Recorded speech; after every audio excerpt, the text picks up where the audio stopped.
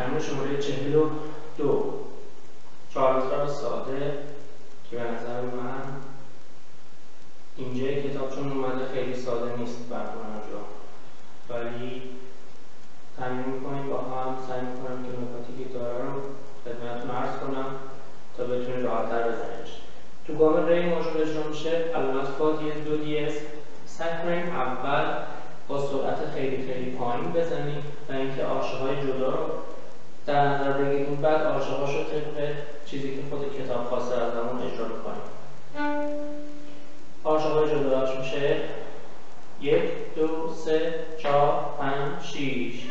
2 3 4 5 6 1 3 4 5 6 1 2 3 4 5 6 1 2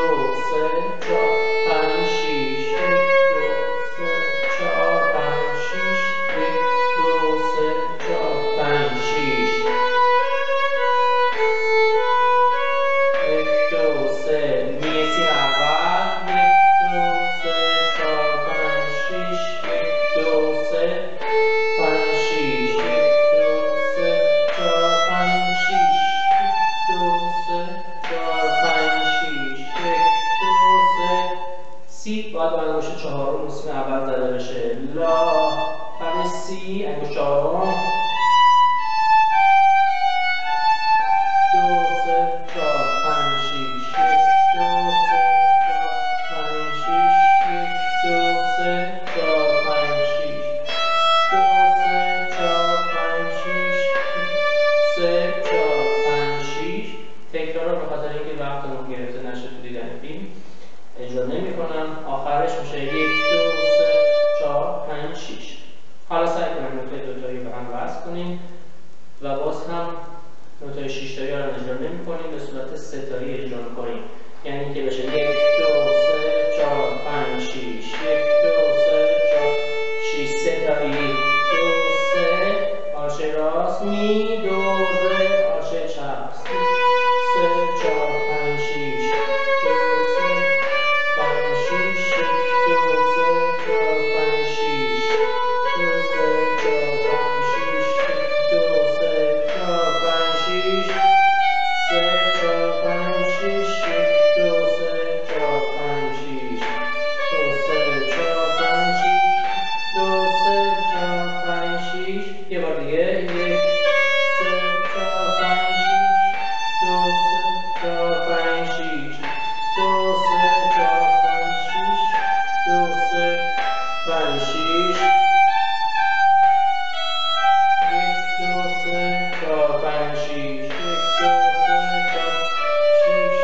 2 3 4 5 6 بدون تکرار. حالا با سرعت پایین سعی کنیم 6 تایی اجرا کنیم 1 2 3 4 6 1 2 3 4 5 6 3 4 5 6 2 3 4 5 6 3 4 5 6 2 3 4 5 6 3 4 5 6 2 3 4 5 6 3 4 5 6 3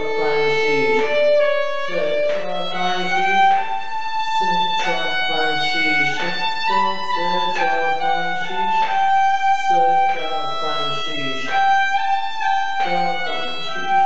2 3 4 5 6 2 3 4 5 6 3 4 5 6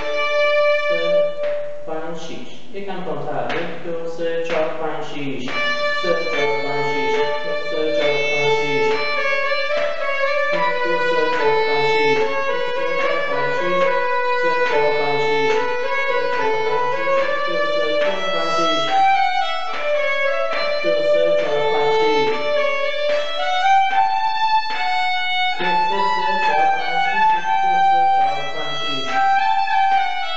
2 3 4 5 6 2 3 4 5 6 حالا سعی کنیم 4 ساده رو بعد که دستمون راه افتاد بتونیم به صورت دو سیم اجرا کنیم.